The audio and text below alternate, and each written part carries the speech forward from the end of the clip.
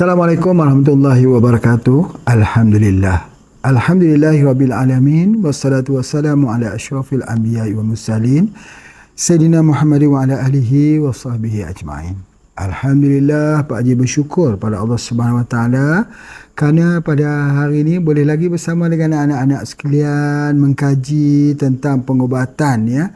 Mudah-mudahan kesemuanya tidak adalah yang ada rasa malas atau tidak mau lagi dengar apa juga isi-isi butiran-butiran, diskusi-diskusi tentang pengobatan. Kita kena jadikan ini sebagai salah satu yang penting kerana sebagai seorang pelajar di pesantren HPAC maka wajib kita menguasai ilmu pengobatan.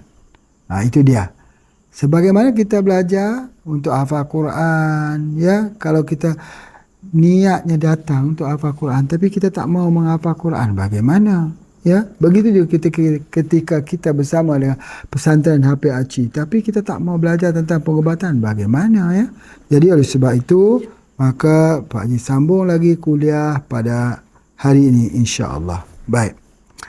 Jadi di dalam pengobatan herba ini, pengobatan jawi ataupun pengobatan yang berdasarkan kepada alamiah dan ilahiyah, kita meyakini bahawa tubuh badan itu jadi sakit kerana imunitinya itu lemah.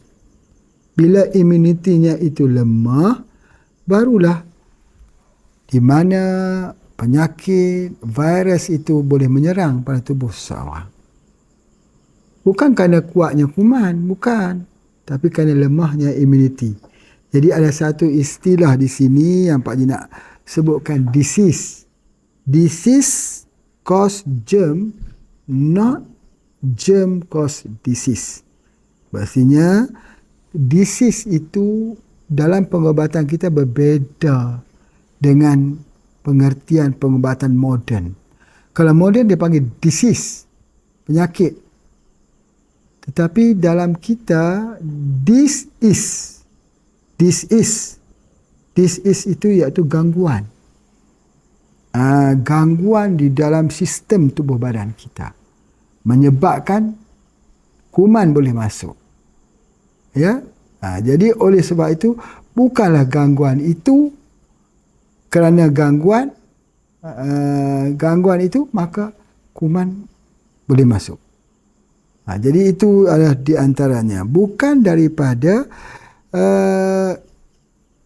kuman yang menyebabkan gangguan. Bukan. Tetapi kerana sistem imuniti. Jadi sistem imuniti inilah yang perlu dijaga. Mengkaji bagaimana bisa jatuh sistem imuniti itu. Kalau dalam pengobatan moden, mereka mengkaji tentang kuman. Sifat kuman. Sifat virus, bagaimana hidupnya virus itu, bagaimana virus itu berkembang dalam tubuh badan manusia. Tetapi dalam pengobatan kita tidak. Kita mengkaji tentang diri kita sendiri. Apa yang menyebabkan sistem imun kita itu jatuh? Misal kata apa? Mengambil gula yang tinggi. Selepas 30 minit kita mengambil gula, sistem imuniti kita hanya tinggal 50% saja. Jadi oleh sebab itu kalau orang sakit, jangan ambil gula. Jangan ambil gula. Kalau dia ambil gula, tak bangkit imunitinya. Itu dia, mengkaji tentang diri kita. Yang kedua, pengaruh perasaan di dalam sistem imuniti kita. Kalau perasaan kita itu kecewa, derita, ataupun melakukan sesuatu yang tidak kita suka, dia akan menyebabkan kita terjatuh sakit. Kalau anak-anak ini datang ke pesantren HPAC, bukan dengan hati, tapi kerana didorong-dorong oleh ibu dan ayah, maka dia akan sakit. Sebab dia tidak datang dengan hatinya sendiri. Tidak datang dengan hatinya yang betul-betul mencari keredaan Allah di atas muka bumi ini. Pak Haji nak menceritakan sedikit tentang pengalaman salah seorang anak Pak Haji yang ia pergi, yang Pak Haji hantar tempat untuk tahfiz di Malaysia. Hantar. Bila kita sudah hantar, beliau tidak dapat untuk hafal Al-Quran. Malah bila dia hafal, lupa. Tukar sekolah yang kedua, pesantren yang kedua, begitu juga. Pesantren yang ketiga, begitu juga. Pesantren yang keempat, begitu juga. Sudah 4 pesantren. Beliau tidak bisa untuk menghafal. Suatu hari beliau bertanya kepada Pak Haji, kenapa saya suka sekali untuk menghafal Al-Quran, sedangkan kakak-kakak itu bisa menghafal Quran dengan mudah. Apa yang Pak Haji jawab? Kerana ketika kamu pergi ke pesantren itu, kamu pergi kerana didorong oleh ayah. Kamu pergi bukan kerana didorong oleh diri kamu sendiri. Akhirnya beliau minta izin untuk pergi sendiri. Alhamdulillah, dalam tempoh masa yang dekat, beliau sudah menghabiskan 30 juz Al-Quran hafalan. Ini menunjukkan hati kita itu derita apabila kita pergi ke suatu tempat tidak dengan hati. Begitu kita bekerja juga. Kalau bekerja tidak dengan hati, derita. Bukan soalnya berat, ringan pekerjaan. Kalau berat pun, tapi kalau dengan hati itu, dia jadi ringan. Belajar begitu. Walaupun menghafal sebanyak mana pun, tapi kalau hatinya sudah ada ghirah untuk belajar, insya-Allah tidak jadi masalah pada dirinya. Itu dia. Jadi salah satu faktor yang melemahkan tubuh badan kita ialah perasaan tertekan. Melakukan sesuatu pekerjaan bukan dengan hati, tapi berhati-hati atau separuh hati. Itu sebenarnya. Jadi oleh sebab itu maka kita tahu bahawa gangguan-gangguan ini akan menyebabkan kuman mula menyerang. Bagaimana ketika kita lemah, fikiran kita, syaitan juga menyerang. Kita lemah iman kita, syaitan menyerang. Tapi kalau iman kita kuat, syaitan tak bisa untuk menyerang. Sistem immunity atau sistem iman.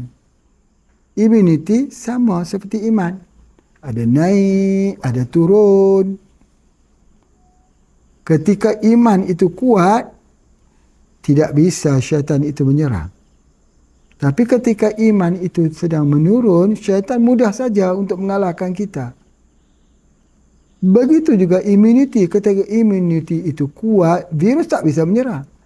Tapi ketika immunity kita turun ke bawah, maka virus akan mula menyerang. Jadi oleh sebab itu kita perkukuhkan immunity. Kita mengenal diri kita sendiri. Apa yang menyebabkan badan kita itu jadi lemah? Apa yang menyebabkan immunity kita itu menjadi lemah? Jadi alhamdulillah. Pengambilan herba sebagai ubat dimaksudkan untuk mengembalikan keharmonian dalam situasi sihat. Sihat ni ada dua ya. Sihat fizik dan sihat di sudut jiwanya atau ruhnya. Maka sihat itu disebut harmoni. Keharmonian. Harmoni itu sihat. Di sudut jiwa, ruh, jasad halus yang batin dengan sesuatu jasad kasar, fizikal. Berlaku keseimbangan. Maka itu namanya sihat. Jadi oleh sebab itulah, maka keharmonian itu akan berfungsi semula, terutama pada sistem imun. Pengambilan herba adalah begini. Berikut ya. Yang pertama, herba itu yang pertama ialah untuk mencegah daripada penyakit baru. Herba itu sebagai pelindung. herba itu sebagai perisai, kota untuk melindungi daripada serangan penyakit-penyakit baru. Jadi kita ambil herba. Misalnya, kalau orang yang ada penyakit kencing manis, dia akan jadi sakit ginjal, sakit jantung, darah tinggi, boleh jadi stroke, boleh jadi serangan di bahagian jantung. Jadi pengambilan herba kita, kalaupun kita ambil untuk pengobatan kencing manis itu, bukan semestinya untuk merawat kencing manis, tapi mengelakkan daripada berlakunya penyakit-penyakit lain yang bersangkutan, berlengketan dengan penyakitnya yang dihadapinya. Itu tujuan pengambil herba yang pertama. Yang kedua ialah merawat bagi penyakit yang ada. Yang kedua, fungsinya kalau penyakit itu sudah ada, nak rawat dia. Rawat dan juga lindung. Rawat penyakit yang ada, lindung daripada penyakit yang belum ada. Maka merawat ini dia ada 4R. 4 pengkaedahan perawatan. Apa itu? Yang pertama ialah release. Proses ini mengeluarkan segala racun yang ada dalam tubuh badan. Release. Ini ada herba kita nama detox. Yang kedua, rest. Ataupun relax. Untuk mendapatkan ketenangan. Yang ketiga ialah regeneration. Dan yang keempatnya ialah refunction. Jadi di peringkat release ini ada 2. Release zahir, racun yang ada dalam usus kita dikeluarkan dan melalui BAB, kencing, melalui keringat. Satu release yang pertama. Release yang kedua ialah menenangkan fikiran. Release mengeluarkan fikiran yang berat yang menjadi beban dalam pemikiran kita. Keluar. Release 2. Itu yang pertama. Yang kedua yang dikatakan relax ini ialah di mana dalam keadaan orang itu dapat tidur, dapat rehat. Selalunya orang sakit susah tidur. Orang sakit gelisah. Orang sakit kerana penyakitnya itu menyebabkan dia, jadi dia tak boleh relax. Dia tak boleh rest. Jadi dengan pengambilan herba ni dia buat orang itu untuk tidur, dapat deep sleeping. Itu dengan pengambilan herba. Kemudian yang ketiganya ialah regeneration. Supaya organ-organ kita yang ada itu mesti mengalami dihidupkan semula, berfungsi semula, regeneration semula, supaya sel-selnya itu tumbuh semula. Peremajaan. Dan yang keempatnya disebut sebagai refunction. Maka dia akan berfungsi semula. Ini fungsi semula. Jadi dengan sebab itu bila dia mengambil herba, dia akan melakukan pembaikan pada penyakit yang ada dengan dia refunction semula organ tersebut bekerja mengikut tugas yang sepatutnya. Itu adalah di antaranya. Jadi alhamdulillah, maka itulah dia tujuan. Kenapa kita ambil herba? Untuk melindungi dan untuk merawat. Lindung daripada penyakit yang belum kena, merawat bagi penyakit yang sudah kena.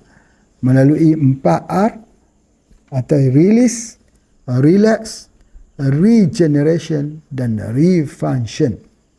Itu kejelasan yang pertama. Yang kedua, apakah perbezaannya perubatan herba Jawi dengan herba alopati? Yang kita katakan perubatan alopati, bukan perubatan herba, perubatan alopati yang moden. Yang pertama kita tengok di bawah ni. Perubatan Jawi dikenali sebagai perubatan timur. Perubatan alopati dikenali sebagai perubatan barat. Alopati itu seperti apa? Di rumah sakit itu alopati. Kimia, operasi, scan, kemoterapi, obat-obatan, sirup yang mempunyai steroid dan sebagainya. Okey, seterusnya Maka pengubatan jawi ini menggunakan bahan semula jadi. Yang kita guna ialah batu-batu, kayu yang semula jadi, herba. Tetapi kalau ubatan alopati menggunakan bahan kimia di dalam laboratorium, dalam lab. Pengubatan jawi ini dia ialah causative treatment. Dia menghilangkan akar permasalahan penyakit. Sementara perubatan alopati ini ialah disebut sebagai symptomatic treatment. Menghilangkan simptom. Menghilangkan simptom belum tentu hilang penyakit. Hilang penyakit sudah tentu akan hilangkan semua simptom. Jadi oleh sebab itu, kadang-kadang kita tengok orang yang sakit kepala pergi ke hospital. Dia bagi ubat untuk sakit kepala. Padahal sakit kepala itu kan mah. Misalnya begitu. Jadi oleh sebab itu maka pengubatan jawi ini dia juga membantu untuk meningkatkan sistem immunity. Ya, bila immunity itu tingkat tinggi maka kuman tak bisa untuk masuk. Tetapi pengubatan alopati dengan kaedah untuk membunuh kuman tersebut. Pengubatan jawi holistik merangkumi rohani dan jasmani. Pendekatan pengubatan alopati ialah holistik, merangkumi jasmani dan fizikal saja.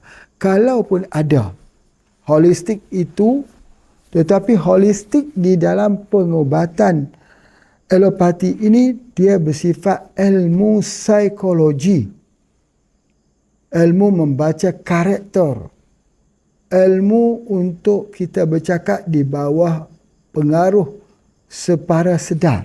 Ilmu psikologi. Sementara di dalam pengubatan jawi, ilmunya ialah ilmu tasawuf. Yang melihat pada dirinya kita sendiri, bukan lihat pada orang. Itu yang membedakan.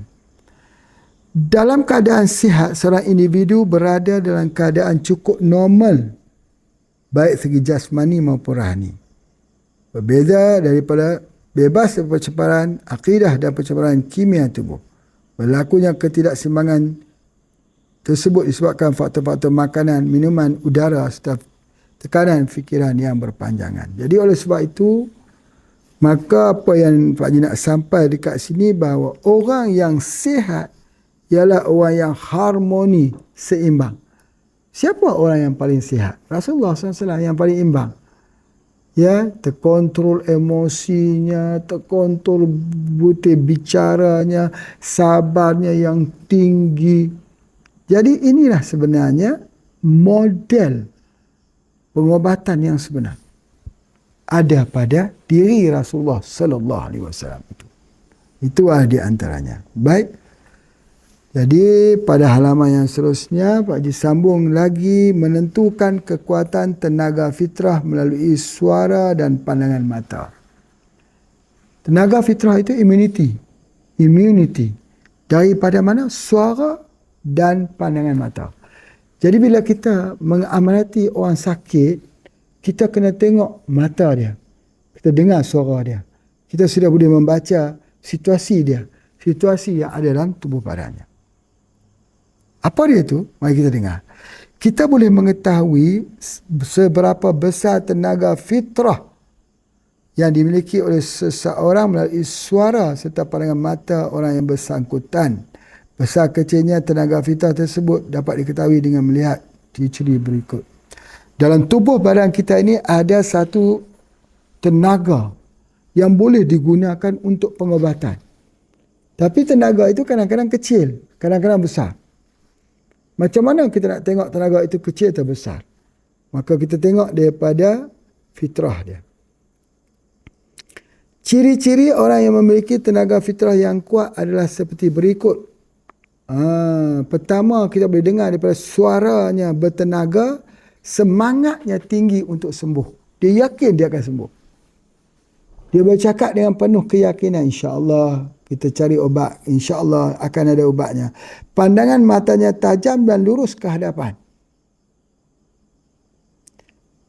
selalu menginginkan penjelasan yang terperinci. Dia kalau dia ambil herba, dia nak tahu guna cara dia bagaimana. Tepat. Airnya berapa kapsul, sehari berapa kali. Supaya apa? Supaya dia sudah mempertaruhkan harapan untuk sihat. Dan dia memiliki pemikiran yang positif. Ya, kadang-kadang orang ini dia pikiran dia sangat negatif sehingga akan ke semua penyakit itu dia kata yang dia sakit itu sebab buatan orang. Negatif, sangat negatif. Kita ini bila kita sakit, kalau kita nak katakan orang buat itu yang terakhir dan nombor-nombor terakhir. Yang pertama ialah kerana kafarah daripada dosa-dosa kita. Anak-anak sekalian, Pak Haji berpesan bahawa kalau kita sakit, banyak baca la ilaha illa anta subhanaka inni kuntu minadh dhalimin. Apa artinya? Tidak ada Tuhan melainkan engkau, sesungguhnya aku termasuk pemzalim. Artinya istighfar. Kita sakit, tapi kita baca istighfar. Jadi oleh sebab itu, kalau kita tak mau baca istighfar itu, maka kalau kita sakit, kita kena baca istighfar juga. Banyak istighfar yang ada ketika kita sakit. Maka kesembuhan akan berlaku bila kita istighfar. Itu yang pertama. Dan kita pergi pada tenaga fitrah yang sederhana. Orang-orang itu yang pertama suaranya lemah. Saya ni sakit sudah lama. Saya cakap begitu. Dan lebih sering minta simpati dan nampak ketakutan. Tolong saya rasa sakit saya ini teruk sekali. Dan nampak ketakutan. Dan pandangan matanya sering ke bawah. Dia tak tengok mata kita. Sebagai seorang perawat, dia tengok ke bawah. Kadang-kadang menangis ketika mengadu masalah. Ketika dia bercakap tentang penyakitnya itu, dia nangis. Ini tenaga fitrah itu sederhana saja. Dia tidak kuat. Kita tak boleh guna tenaga fitrah ini untuk dia ubat dirinya sendiri. Untuk dia menghilangkan penyakitnya sendiri. Sebab tenaga ini seperti bateri. Kalau baterinya tak kuat, berartinya dia tak dapat untuk menyuluh. Itu adalah di antaranya. Baik. Dan yang terakhir ialah tenaga fitrah itu lemah. Okey. Orang yang memiliki tenaga fitrah yang lemah mempunyai ciri seperti berikut. Suara lesu dan tidak mempunyai harapan. Cakap pun lesu, tidak ada harapan, tak mau dengar apa yang diberitahu orang. Sudah pasrah. Sudah tidak mau ubat lagi. Sudah ingat. Itu adalah merupakan orang yang fitrahnya lemah. Kedua, pandangan mata tidak fokus dan menerawang. Mata tengok tak fokus. Nampak pada matanya dia tak fokus. Pertemuan dengan perawat bukan tak kendali. Dia kadang-kadang, kalau dia tak mau berubat, dia pun memang dia tak mau berubat. Tapi yang keluarganya yang ingin bawa dia pergi mendapatkan ubat. Biasanya orangnya begitu. Dia sendiri sudah tidak ada harapan lagi. Dia sendiri sudah tidak mau lagi untuk mengambil sebarang ubat. Kerana itu adalah bagi dirinya ialah memiliki fitrah yang lemah.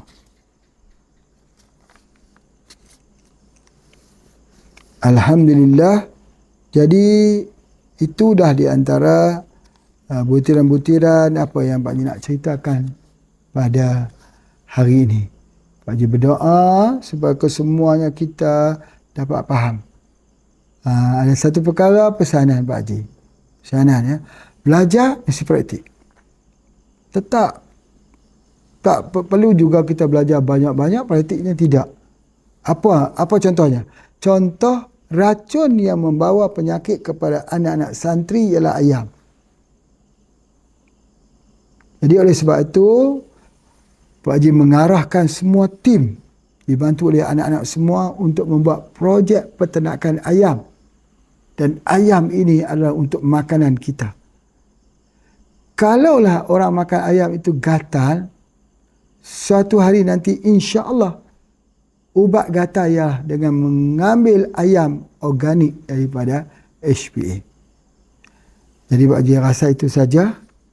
Jumpa lagi. Assalamualaikum warahmatullahi wabarakatuh.